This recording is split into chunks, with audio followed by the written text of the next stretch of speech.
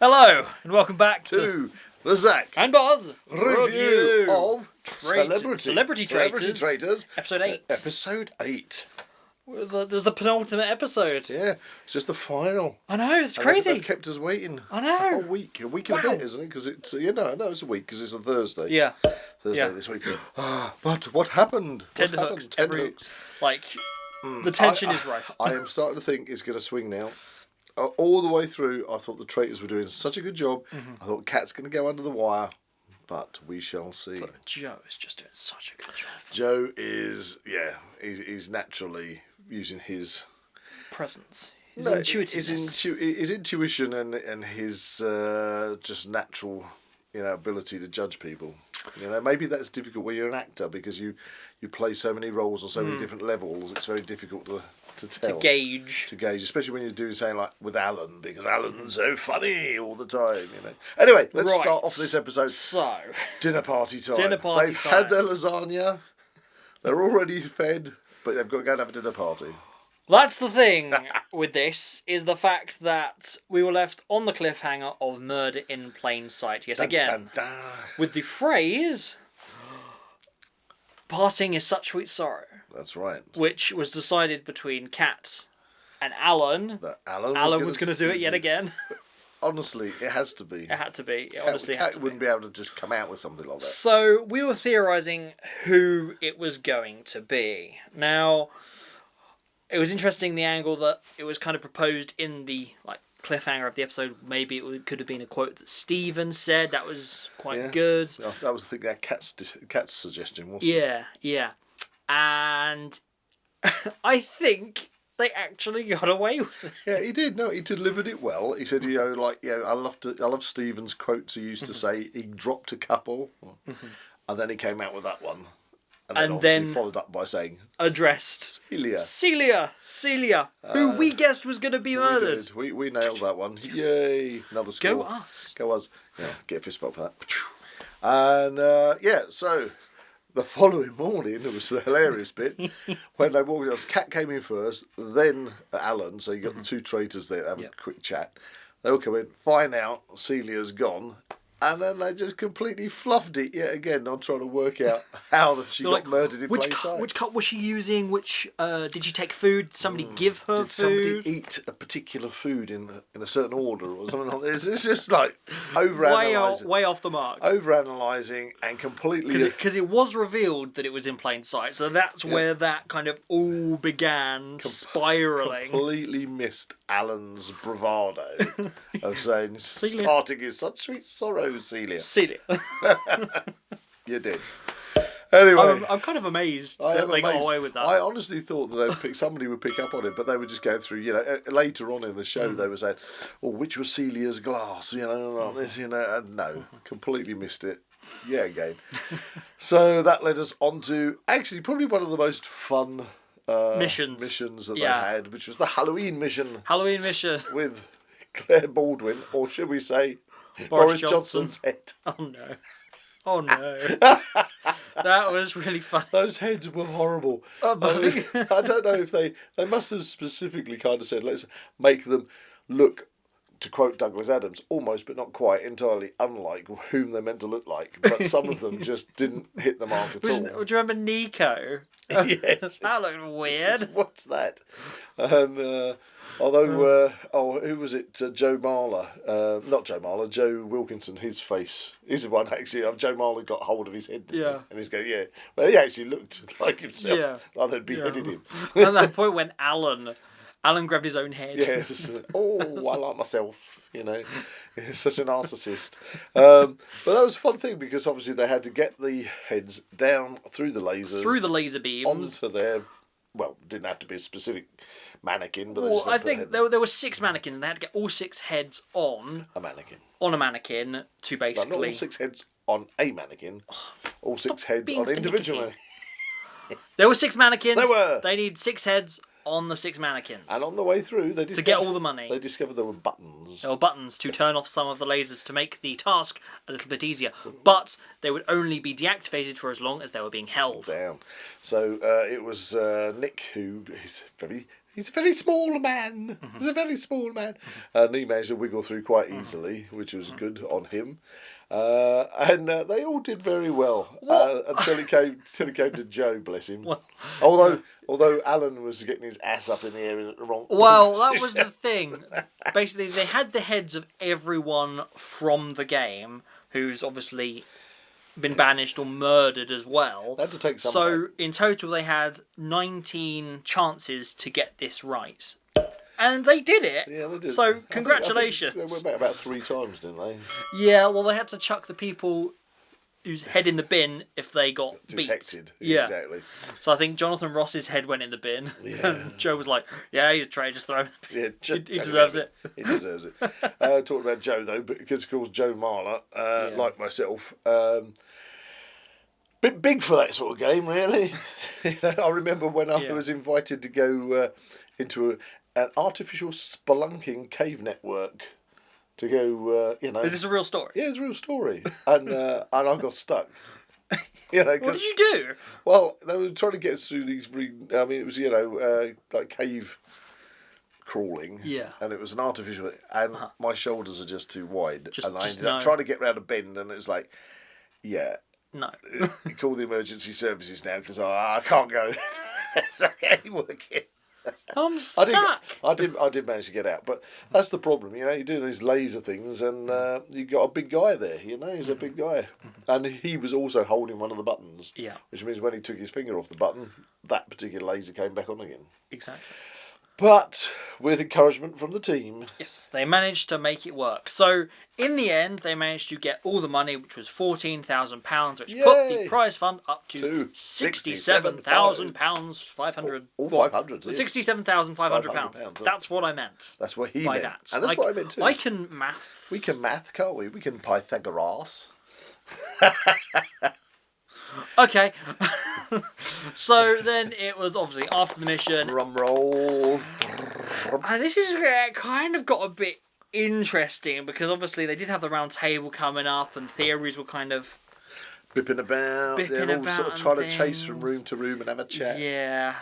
I think this is kind of where it kind of started that Joe really kind of got on Alan and Kat's case. Yeah, definitely. And this only got further confirmed throughout the rest of this episode. Yeah, especially after the round table as well. Because let's deal with the round table. Obviously, at the round table, they had to vote somebody off, and I still thought that they may well go for David. But they didn't. They did not. They went for Kate. They went for Kate. I think David got 2, didn't he? Yeah, he did. So he got 2, Kate got 2, and then Kate got Joe Marler voting. Well, with Kate, it's been the thing from the very beginning. I quite honestly don't know quite how she's managed to get this far. Yeah. In the way she's been playing. We love Kate. She's a lovely lady, wonderful. She does a job on the TV, fantastic. Always admired her. But she almost actively refuses to kind of suggest any names. Who could be the traitor? Really get involved. Almost play the game without playing the game. That in itself is why she attracted so much suspicion throughout the show. But finally, that was her nail in the proverbial coffin because they all decided she was obviously the most likely to be a traitor at that point. But she wasn't. Nope, not at all. They got it wrong. They banned another the last hurrah for the traitors, perhaps, was the fact that it was revealed that she was faithful. Exactly. And that was the ladies last, and gents, the last time. The last time it would be actively revealed whether or not people were traitors. I know from this point onwards, when they get to banishing in the final, they've got to decide unanimously to ban somebody. On faith and instincts. To banish them from the castle. Yes. And then they've got to say, are we happy? Yeah. Or are we going to go again? Or are we going to go again? And that's the thing, because now, that's why I think it swung. I really had high hopes for Kat. But since Joe now has his hundies... Yeah. He has his hundies. The hundies. And the hundies are Nick and David. More so Nick. Most definitely, he's 100% Nick, you're a hundy. And David, he is right. Yeah. Let's put it this way, his instincts are telling him right. Yeah. Alan blew it outside round the fire. Well, it was like, for one final time, I want everyone to go around this fire. Is this your Claudia impression? I need more of a fringe for that. Yeah. I want you to say, I am faithful. And then I love the way they go, I am a faithful. Nod, nod, nod. And then Nick's, I'm a faithful. Oh, it's the nod, look. Nod. I am a faithful. Nod, nod, nod. And then we come to Alan. That's a good impression. Yeah, that's exactly what happened. I'm a faithful. I am a faithful. It's the stress. It's the stress, I'm telling you. Oh, and then there's Joe going, yeah, that's a red flag. I'm not convinced. That's a total red flag. And that's the thing, because Kat, she delivered, I felt badly as well, because she really smiled while saying it in a way that I've not seen her smile through the show. It's almost like the make or break point. It's a big grin. I am a faithful. And it's like, no, you're over-egging it. That's so the Joe has nailed it. Joe knows instinctively it's Kat and Alan. And I can guarantee now when we get to that final, he is not going to be happy until both of those are out. Yeah. Then I think it's going to be, do we call it? Because they're not allowed to say if they were faithfuls or traitors. Exactly. So do you think that he will call it and trust his instincts that David is, or go for that final round and get rid of David? Well, I think just in case. That is quite honestly what's going to happen. I think that's where this is going. Because it's more a case of Alan and Kat are going out. Yeah. But will David go out? It's a case of nerves, and I think he does have the nerve to. Yeah, he's got the conkers or whatever they call to literally maybe say, I believe we're all faithfuls. However, I'm not sure Nick will. Yeah. I think Nick might be the one to kind of go, I've got to make sure here. Because if you're put in that situation, and it's David, Nick, and Joe, one of them's going to have to go. David and Nick have both also got to try and get over that one nagging hump that Joe could also be a traitor, and getting them on board, really well as a traitor. And yes, Alan's a traitor, but get rid of Kat. But do you know, I think it will come down to both traitors being banished. Yeah. But then the faithfuls might go for it. Go for David as well. Yeah. Well, that's the thing. It will literally come down to a 3-way split. And then of that 3-way, somebody will have to go. So it will be 2 votes against 1. And who's more likely to get voted out? David. Well, they can stop at that point, can't they? Well, they can stop. That's fine. But I'm not sure they'll risk it. I'm not sure they'll risk it. I don't think Joe will risk it for a biscuit.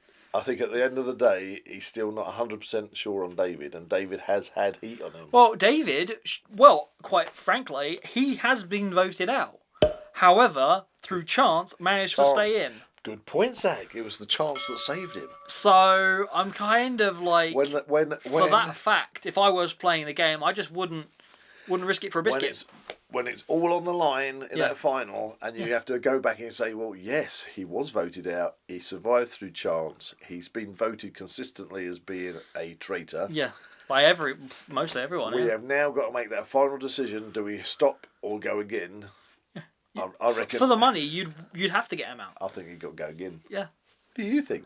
Let us know in the comments. Yeah, anyway, so that's it. It's now all down to the grand final. I think the faithfuls will have it this time. I do. Earlier on, I honestly thought all the way through that the traitors would have it thanks to Kat. Yeah. Thanks to. But again, we never had a recruitment. No. All the way through this, no. and even no surprise entrances later on in the game. Even in the later episodes, the idea of a recruitment really never came up. They suggested it, but it was never addressed. It was never addressed, but they never really said, "Well, hang on a minute. You know, we've got rid of Jonathan. You know, they could have recruited somebody else." Oh, you don't think they would do that for the final episode, do you? Because there was no murder. Would they suddenly spring that one? Stick a recruitment. You can now recruit somebody else. Because there was no murder, you can recruit someone. Would that be a thing that they would do at this late in the game? I don't think they would, because I think that to do that effectively, you need to put the faithful on the line by saying you've got the choice of either becoming a traitor, being recruited, or you're out the game. That's what they've done before. I don't think they'll do a recruitment without putting that pressure on, but none of them are getting murdered. Yeah. So it is what it is now. But I think they missed a trick on the recruitment side. Yeah. I think if they had tried to recruit somebody else and pushed that narrative a little bit more, the traitors pushed that a little bit more, then perhaps you could say, well, hang on a minute, we've got to this now. We got rid of Kate, who was obviously a faithful. We got rid of Jonathan, who was a traitor. But for all we know, the two, if we're working on the principle, they've always through this worked on the principle there's 3 traitors. Yeah. That 2 traitors could have recruited a third. And they needed to put the traitors needed to put that seed of doubt into their minds, which would definitely then nailed the coffin for David, I think. But I don't think that they're going to gamble in the final and keep him in. No, I don't think they gamble. So there we go. Yeah. Job done. That's our roundup of another great episode, and episode. Our thoughts on what the potential outcome of this entire series is going to be. It's so good. It is good. This is good TV. I'm definitely hyped for a further Celebrity Traitors season. I think it'll go down really well. Another celebrity one, although I really do feel that the grittiness of the what do you call it, the public traitors is because they really don't hold back. They do. Everyone wants the money. They bite each other on the back of the neck. Yeah. They have fits of anger. They cry. They get all. That's more intense. This is nice. And charity. This is charity. It's nice, and you know the people, and you're rooting for them and everything, and it's good and fun. But I think the actual general public traitors is far more. So there we go. Anyway, thanks for tuning in, and let's see what happens in the final. If you enjoyed this review, please like and subscribe to this channel, and comment below any suggestions of further reviews you'd like to see. And we shall see you in the next one. Dum da da da dum da da da dum da da da da da da da dum. You got it.